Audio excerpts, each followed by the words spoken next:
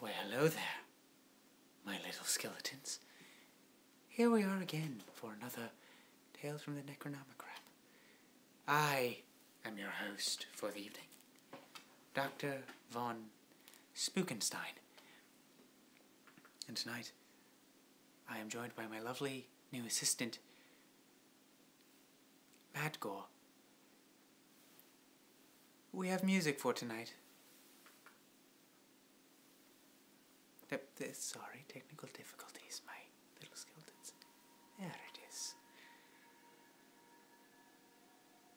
Of course, a suspenseful, spooky evening would not be complete without suspenseful, spooky music. There we are. Now, Madgore, the fiction.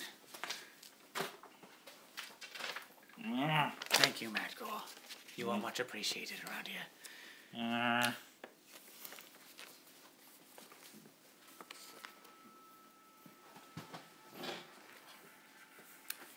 Tonight, we only have one fic for you, I'm afraid. So it won't be a very long live stream this year. But let's try and make it a good one. An oldie. But a good read to shock you to your bones. Abandoned by Disney. The original author, however, to this fic, Slime Beast. Thank you very much, Slime Beast, for gracing us with such a spooky story.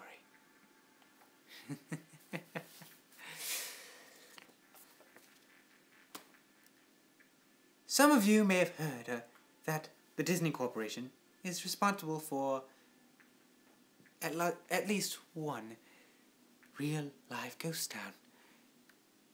Disney built the Treasure Island resort in Baker's Bay in the Bahamas. It didn't start as a ghost town. Disney's cruise ships would actually stop at the resort and leave tourists there to relax in luxury. This is a fact. Look it up. Disney blew $30 million on the place. Yes, $30 million. Then they abandoned it.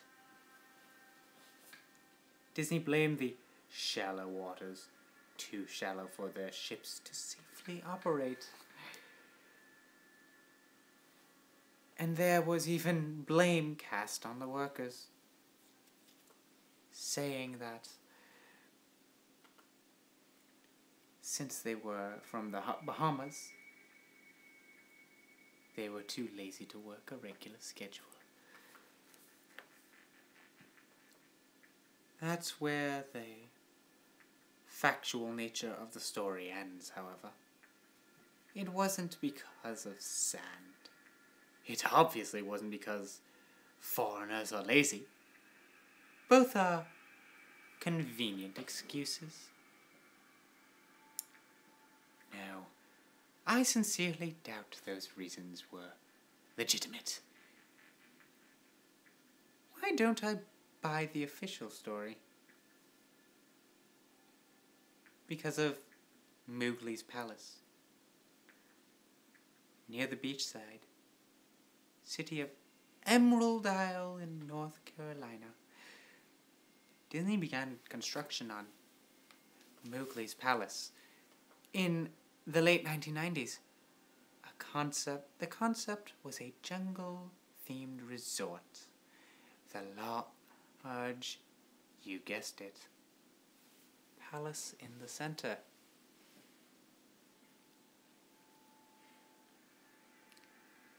Of the whole thing.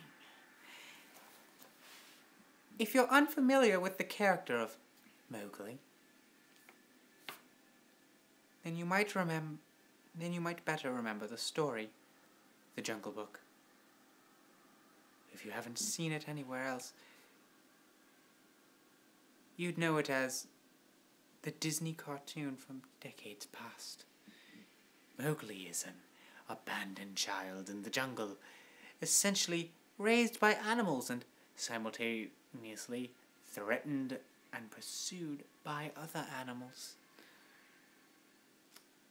Mowgli's palace was a controversial undertaking from the start. Disney bought up a ton of high-priced land for the project. And there was actually a scandal surrounding some of the purchases. The local government claimed eminent domain on people's homes, then turned around and sold the properties to Disney. At some point, a home that had just been constructed was immediately condemned with little to no explanation.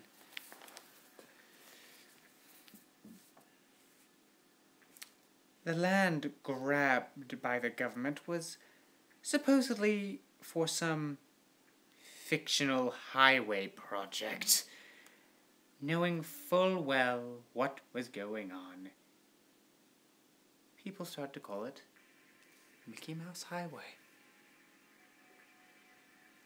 Then there was concept art. A group of stuffed shirts from Disney Co. actually held a city meeting. They intended to sell everyone on how lucrative this project was going to be for everyone. When they showed the concept art, this gigantic Indian palace surrounded by jungle, staffed with men and women in loincloths and tribal gear. Well, suffice to say, everyone flipped their shit.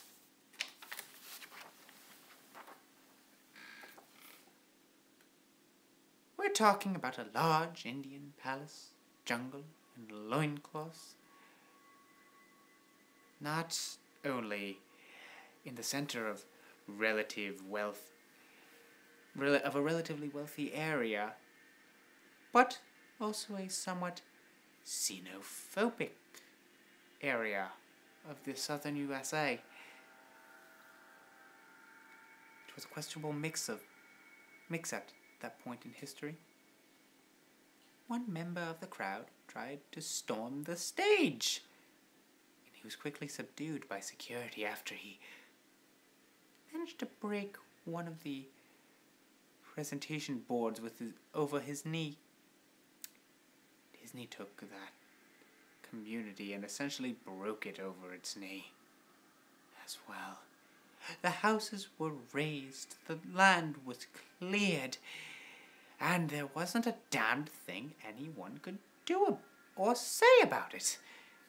Local TV and newspaper were against the resort at the beginning, but some insane connection between Disney's media holding and the local venues came into play, and their opinions turned on a dime.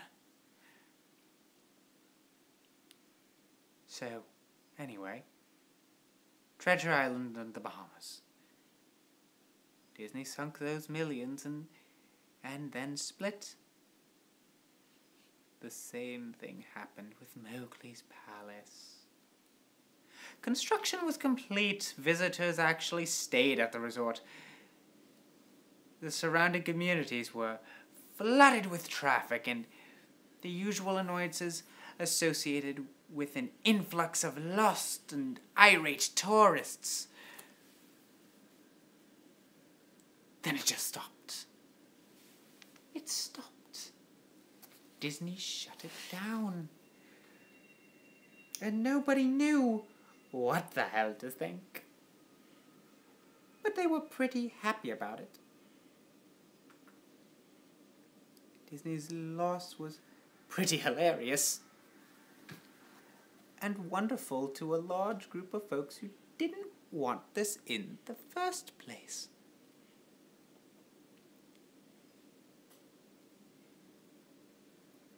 I honestly didn't give the place another thought since hearing it closed over a decade ago. I live maybe 4 hours from Emerald Isle. So, really, I only heard the rumblings and didn't experience any of it firsthand. Then I read the article from someone who had explored the Treasure Island resort and posted a whole blog about all the crazy shit he found there. Stuff just left behind, things smashed, defaced, probably ruined by the disgruntled former employees who had lost their jobs. Hell, the locals from all around probably had a hand in wrecking the place. People there felt just as angry about Treasure Island as folks did about Mowgli's palace.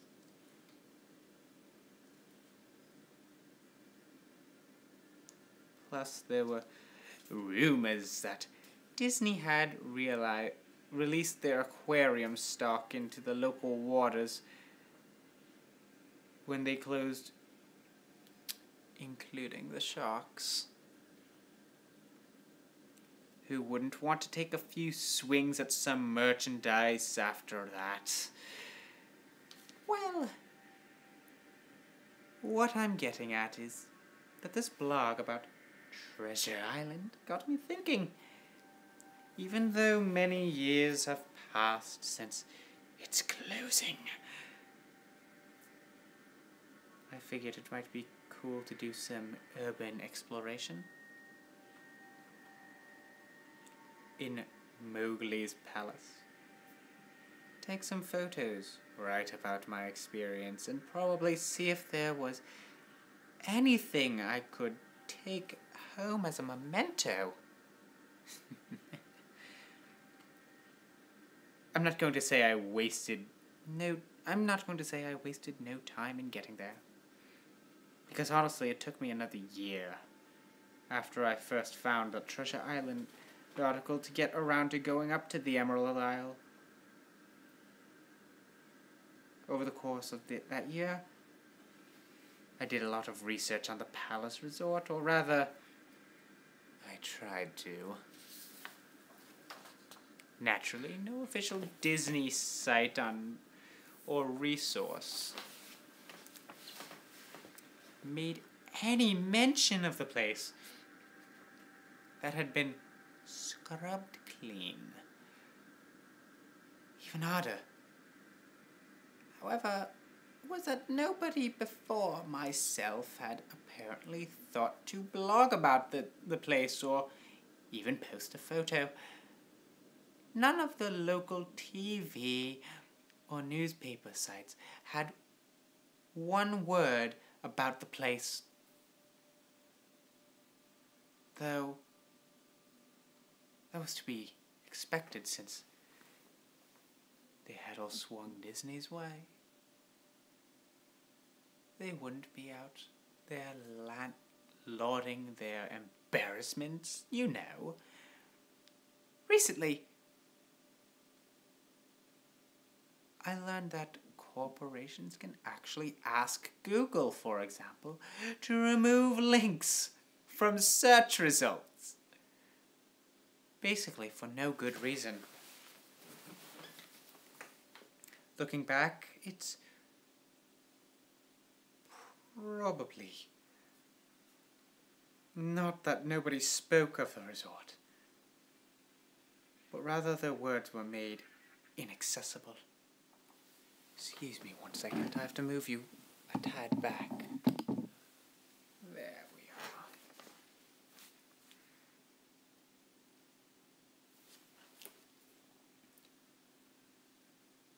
So in the end, I could barely find the place. All I had to go on was an old as hell map I'd received in the mail back in the 90s. It was a promotional item sent out from people who had recently been to Disney World.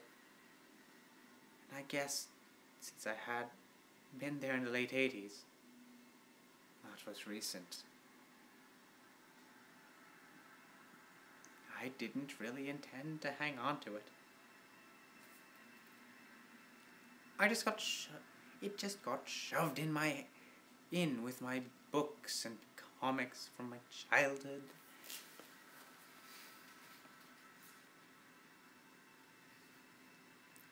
I'd only remembered it months into my research. And even then it took me another few weeks to locate the storage bin my parents had shoved it all into. But I did find it. Locals were no help, as most were transplants who had moved to the beach in recent years, or old residents who just sneered at me and made rude gestures the second I managed to say, "Where would I find Mowgli's?" You get the picture. The drive took me through an inordinately long corridor of overgrowth. Tropical plants that had run rampant and overpopulated the area, mixed with the native species of flora that actually belonged there, and had tried to reclaim the land. I was in awe when I reached the front gates of the resort. Tremendous, monolithic wooden gates, whose supports to either side looked like they must have been cut from giant sequoias. The gate itself had been gouged in several places by woodpeckers and eaten away at the base by burrowing insects. Hanging on the gate with a sheet of metal, some random scrap with hand-painted letters scrawled in black, "Abandoned by Disney."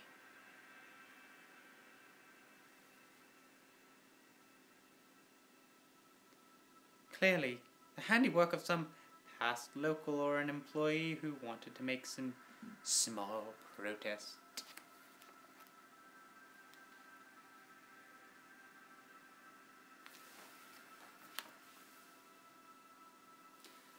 The gates were open enough to walk through, but not drive.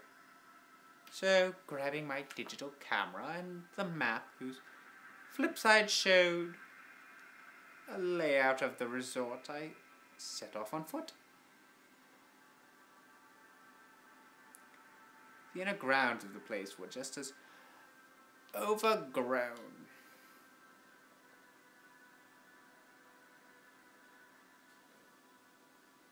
Sorry, I seem to have lost my place. Oh, here we are. Just as overgrown as the entryway, palm trees stood untended and raged among piles of their own coconuts.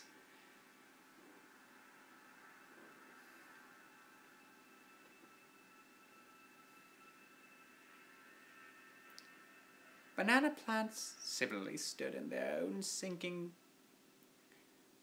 bug-riddled refuse. It was a sort of clash between order and chaos, as carefully planted rows of perennial flowers mixed with obnoxious tall weeds and stinking blackened mushrooms.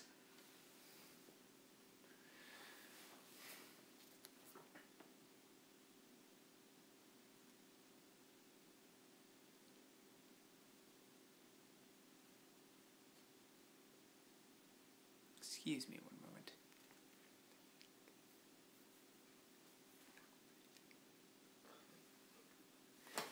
Excuse me.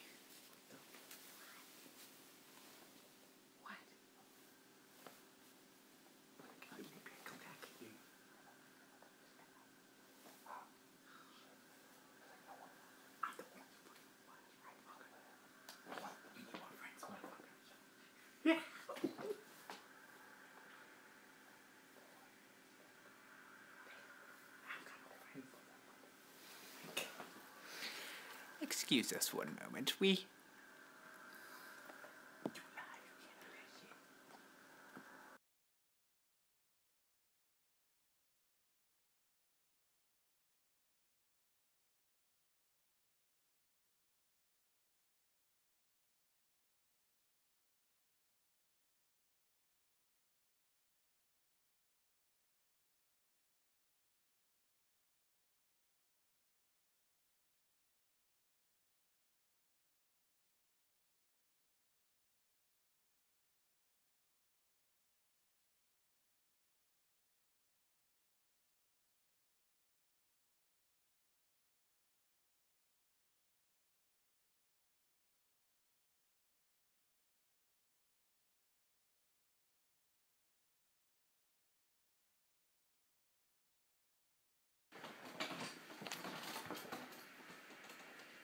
One second still, my little skeletons.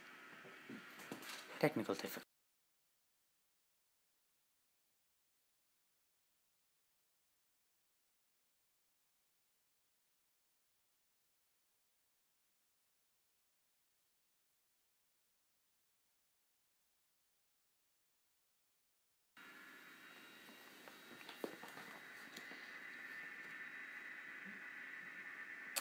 Alright, where was I? Sorry about that. Had to... There was a bat stuck in the belfry, if you know what I mean.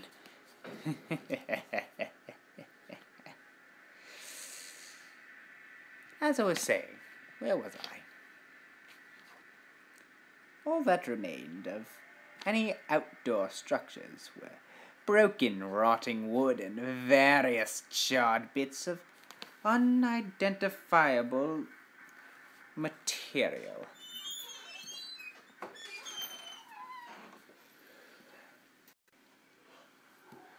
Yet again, technical difficulties.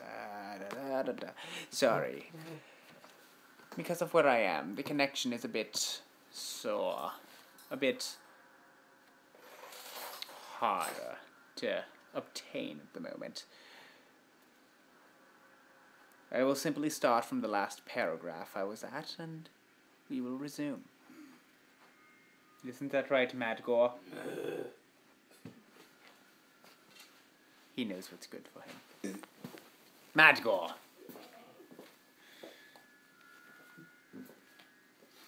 All that remained of any outdoor structure were broken, rotting wood, and various charred bits of unidentifiable material.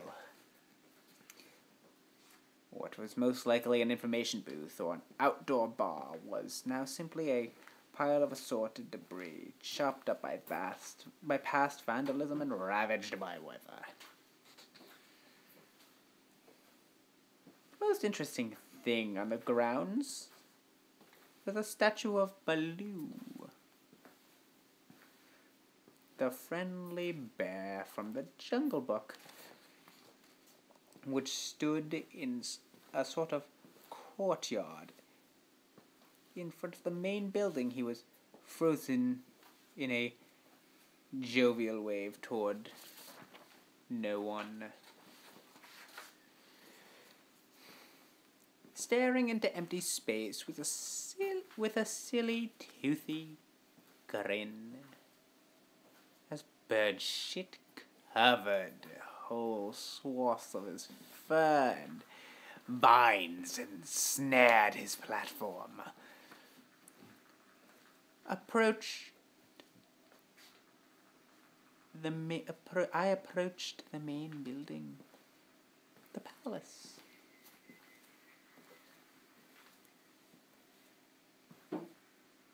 Only to find the outside of the building covered in graffiti, where the original paint hadn't peeled and chipped away. The front doors weren't just open. They had been taken off their hinges and were stolen. Now, who would steal a door? Above the front door, or the gaping maw where they had been, someone had once again painted Abandoned by Disney.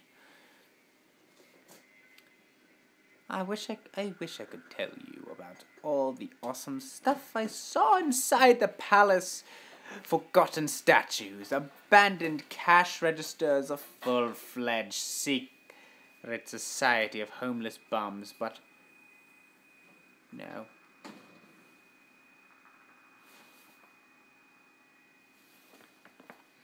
Excuse that. The inside of the building was so stark, so bare, that I actually think people had stolen the molding off the walls.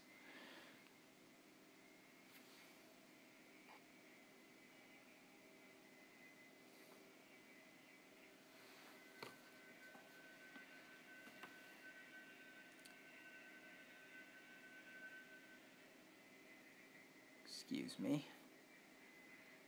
Anything that was too big to steal, counters, desks, giant fake trees. They were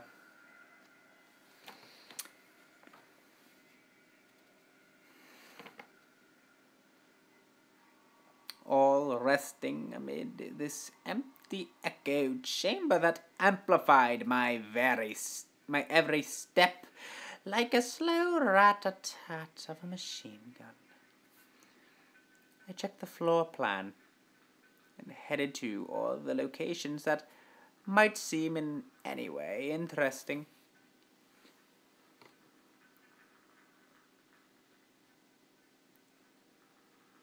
The kitchen was as you'd imagine. An industrial food prep area with all the appliances and space. No expenses spared. Every glass surface was broken. Every door knocked off its hinges. Every metal surface kicked and dented. The entire palace smelled like very old piss. The huge freezer, not even remotely cool now, had row upon row of empty shelf space. Hooks hung from the ceiling, probably for hanging cuts of meat. And as I stood inside for a moment, I noticed they were swinging.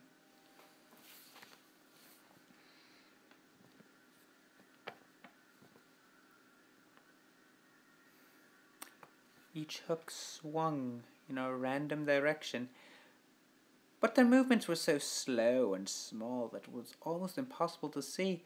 I figured it had been caused by my footsteps, so I stopped one from swinging by clutching it with my fist, then carefully letting go.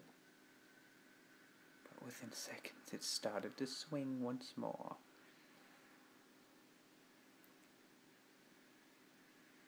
The bathrooms were in much the same state as the rest of the palace.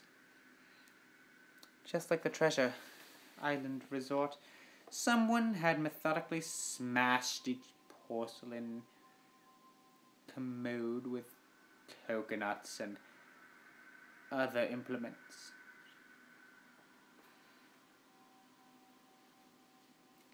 There was about half-inch of rancid, stinking, stagnant water on the floor.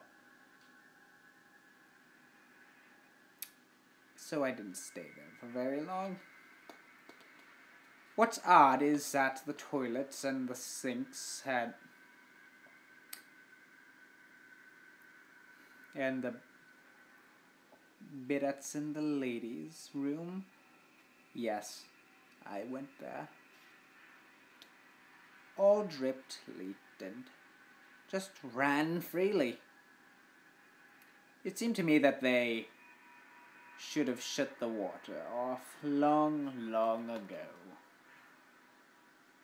There were plenty of rooms at the resort, but Naturally, I didn't have time to look through all of them. The few I did peer into were similarly wrecked. And I didn't expect to find anything there.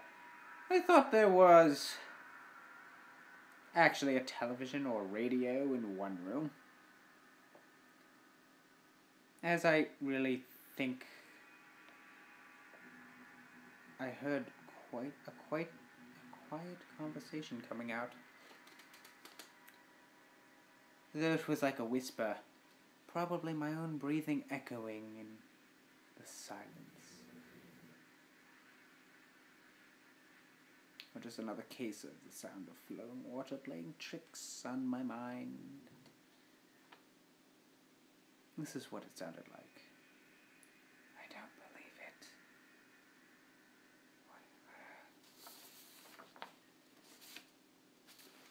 I don't know that. I didn't know that. Your father told you.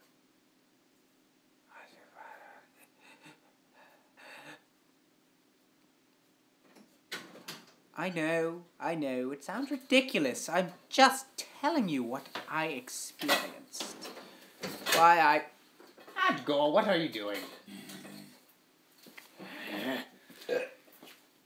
Say excuse me. That's the best you get from flesh pit minions. Not much English they learn. Where was I? Why, I thought that there might have been something running in that room, or worse. Some vagrants who had holed up there and probably would have knifed me. The front doors of the palace again. I figured I hadn't found anything of note, and had wasted the trip up. As I looked out of the door, I noticed something interesting in the courtyard that I had apparently missed. Something that would give me at least one thing to show for all my troubles. Even if it was just a photograph.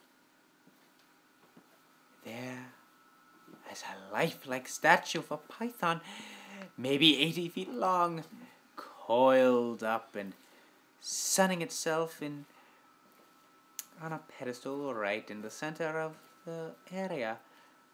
It was almost time for the sun to start setting, so the light fell onto the object in the perfect way for a photograph. I approached the python and snapped the photo. Then I stood on my toes and snapped another. I moved closer again to get the detail of its face. Slowly, casually, the python lifted its head, looked directly into my eyes, turned and slithered off the pedestal across the grass into the tree.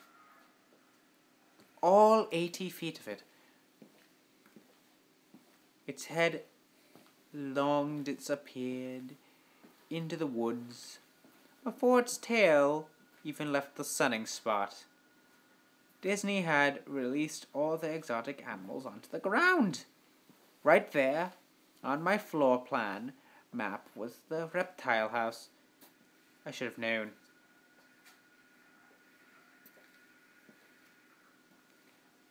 I'd read about the sharks at Treasure Isle, and I should have known they'd done this. I was dumbfounded, just utterly stupefied. My mouth must have been hanging open for the longest time before I came back down to earth and snapped it shut. I blinked a few times and backed away from where the snake had been.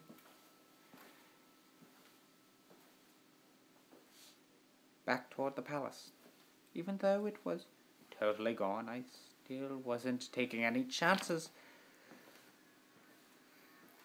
and backed way into the building. I looked for a place to sit down as my legs were feeling a bit like jelly at this point.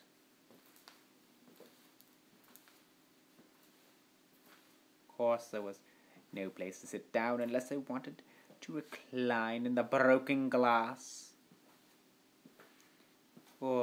and dead leaf carpet, or haul myself up onto a desk of questionable reliability.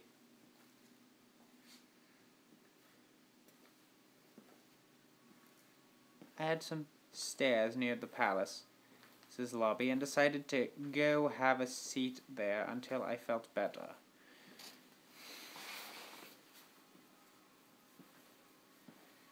I had seen some of the stairs near the palace's lobby and decided to go have a seat there until I felt better. Now, the staircase was far enough away from the front of the building to be relatively clean, save for a startling accumulation of dust.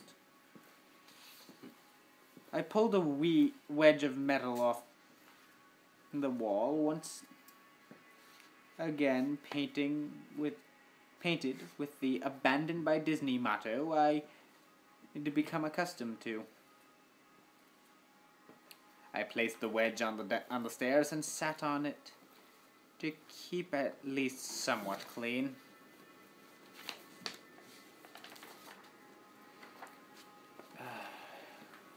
The stairway led down below ground.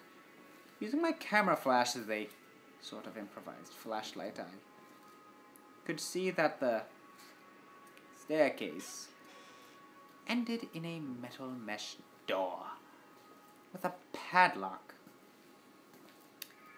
A sign on the door, a real sign, read, "Mascots only, thank you."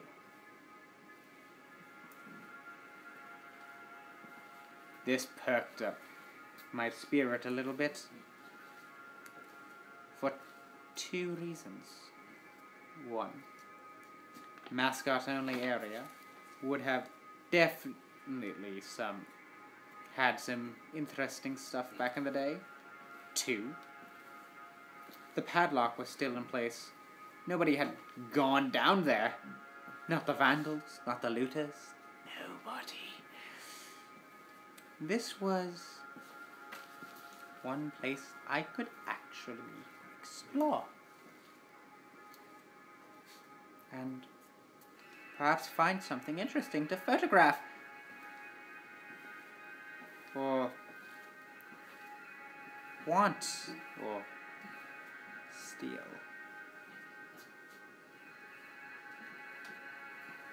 I had come to the palace essentially agreeing with myself that it was okay to take anything I wanted because, hey, abandoned.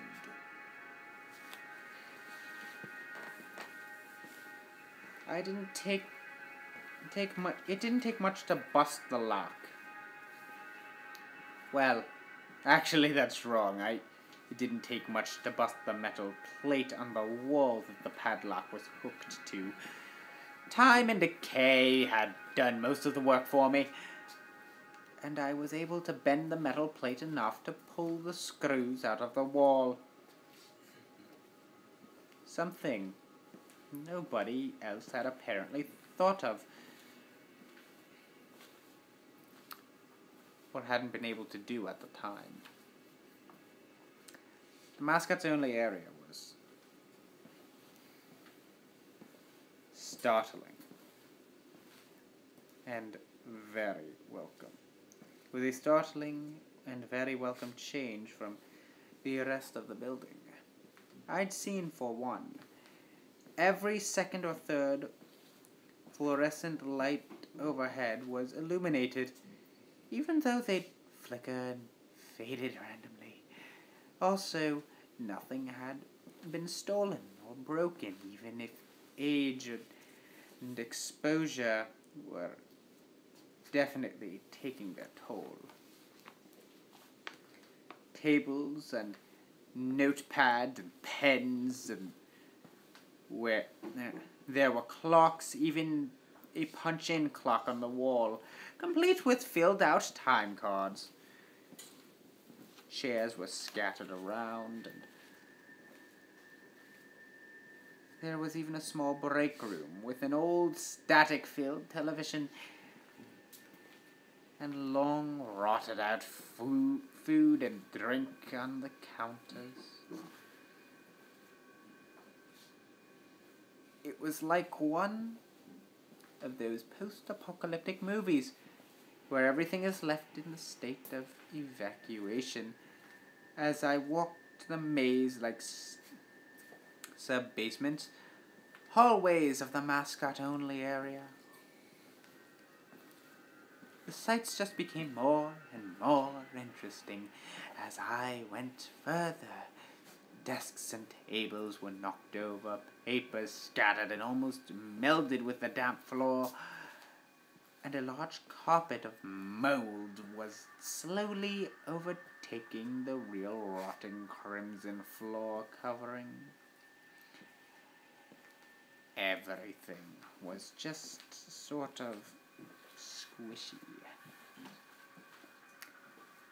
Anything wood disintegrated into mush when I applied even the least amount of force. The clothing items hanging on hooks in one of the rooms simply fell to moist threads if I tried to unhook them.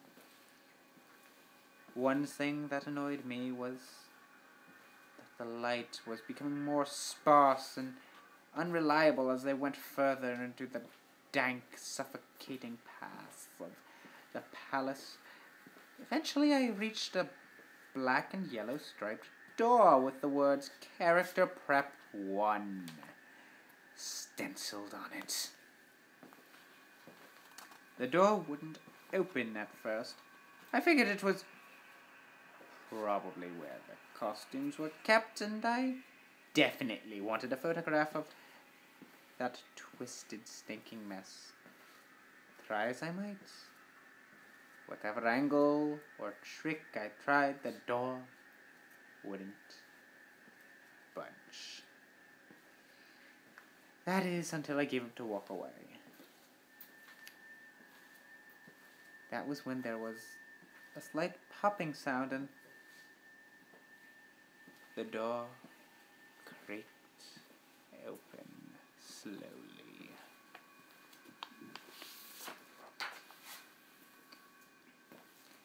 Inside the room was completely dark. Pitch black. I used the camera flash to look for a light switch in the wall, but by the door.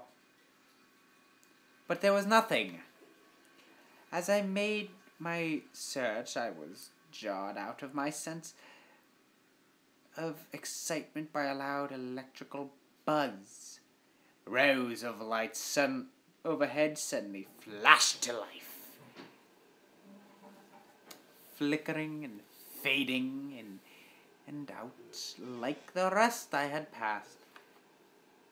Took a second for my eyes to adjust, and it seemed like the light was going to just keep getting brighter until all the bulbs exploded. But just when I thought it reached the critical stage, the lights dimmed a bit and steadied.